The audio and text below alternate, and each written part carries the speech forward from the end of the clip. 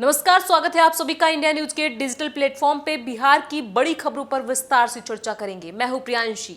अपनी पगड़ी उतारने अयोध्या जा रहे सम्राट चौधरी 21 महीने बाद तोड़ेंगे सियासी संकल्प। बिहार के उप मुख्यमंत्री सम्राट चौधरी अपने सियासी संकल्प को तोड़ने वाले हैं।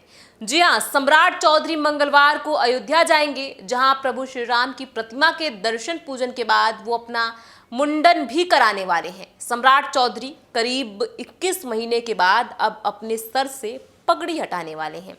उनके साथ और भी कुछ मंत्री व नेता अयोध्या जाने वाले हैं। उनका काफिला सड़क मार्ग से यूपी पहुंचेगा। सम्राट चौधरी अपना मुरेठा श्री राम के चरणों में समर्पित कर देंगे। ऐसे में बिहार के उप मुख्यमंत्री सम्राट चौधरी अब फिर एक बार अपने पुराने ही रूप में दिखेंगे। उनके सर पर अब मुरेठा नहीं दिखेगा। बिहार में जदयू के साथ मिलकर एनडीए की सरकार बनाने के बाद ही उन्होंने तय किया था कि वो अयोध्या जाकर अपनी पगड़ी खोलेंगे और उसे श्री राम के चरणों में समर्पित कर देंगे। अब मंगलवार को अपने काफिले के साथ डिप्टी सीएम अयोध्या जाने वाले हैं। बता दें कि करीब 2 साल से सम्राट चौधरी के सर पर बंधा मुरेठा चर्चा में रहा है।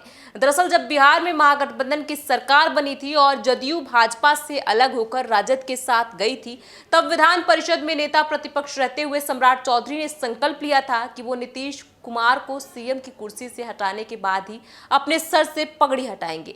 लेकिन जब सूबे में सियासी फेरबदल हो गए और जदयू भाजपा के साथ आ गई, प्रदेश में फिर से एनडीए की सरकार बनी, जिसके मुखिया नीतीश कुमार और 2 डिप्टी सीएम में सम्राट भी शामिल हुए, तो सम्राट चौधरी ने अपना संकल्प तोड़ने की बात कही।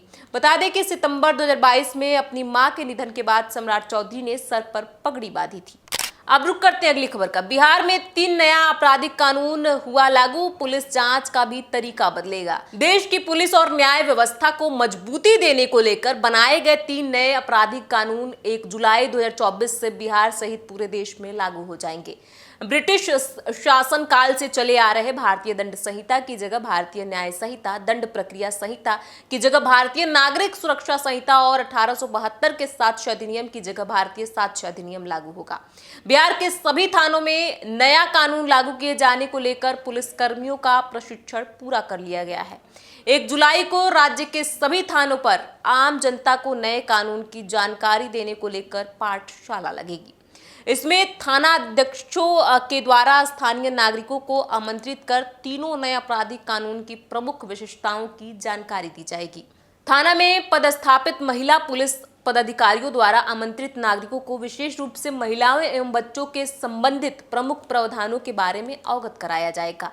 बड़े बदलाव पर तैयार एक पुस्तिका भी थानाध्यक्षों के द्वारा आमंत्रित नागरिकों को उपलब्ध कराई जाएगी।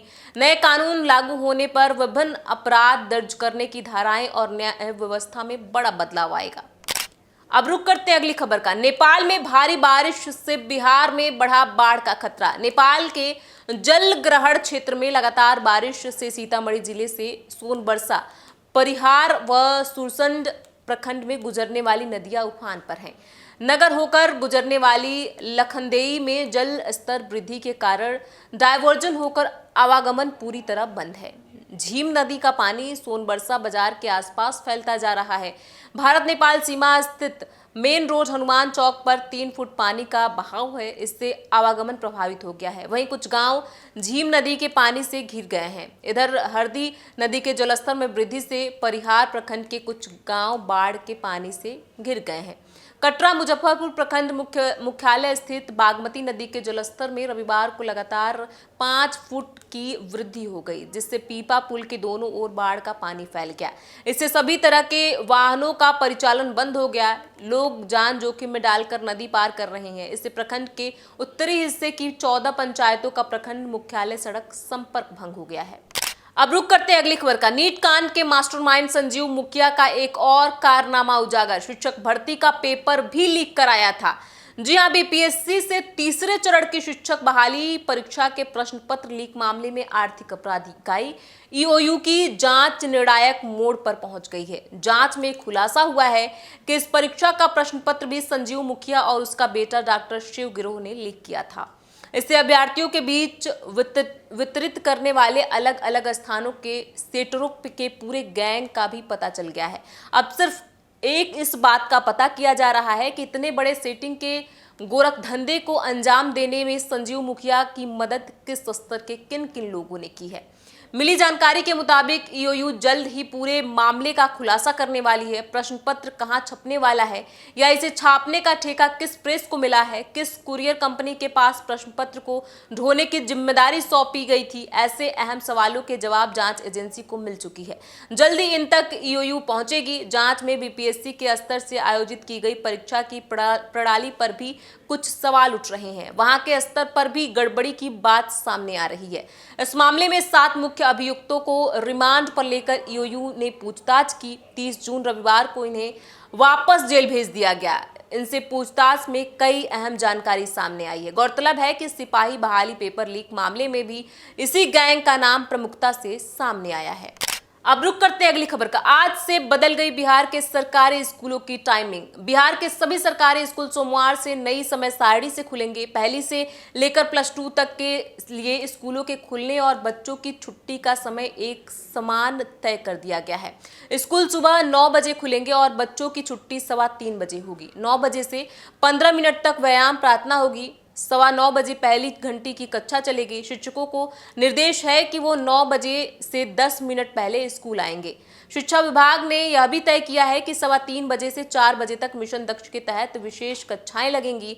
इनमें चिन्हित बच्चे ही भाग लेंगे। के पाठक के बाद शिक्षा विभाग के अपर मुख्य सचिव बने एस सिद्धार्थ के आदेश पर स्कूलों की टाइमिंग में बदलाव किया गया है। स्कूलों में 11:55 से 12:35 तक मध्यांतर होगा। इस दौरान प्रारंभिक स्कूलों में बच्चों को दोपहर का भोजन खिलाया जाएगा।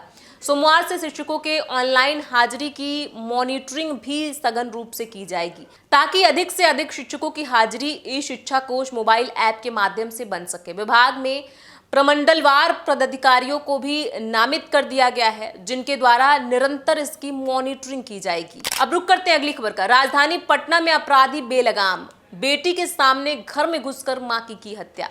बिहार में अपराधी बेलगाम और बेखौफ हो गए हैं। शायद यही वजह है कि राजधानी पटना भी सुरक्षित नहीं है। वहां बेखौफ बदमाशों ने घर में घुसकर इंजीनियर की बुजुर्ग विधवा रंजना कुमारी की गला दबाकर हत्या कर दी। 3 की संख्या में आए बदमाश किराए का कमरा दिखाने के बहाने वृद्धा को तीसरी मंजिल पर ले गए।